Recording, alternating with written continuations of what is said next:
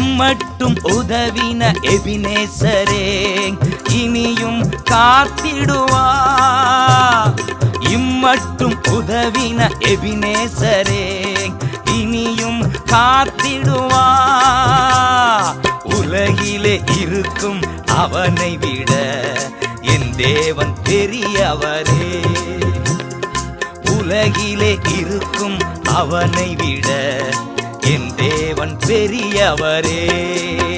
இரத்த கோட்டைக்குள்ளே நான் நுழைந்து விட்டேன், இனி எதுவும் அணுகாது, எந்த தீங்கும் தீண்டாது.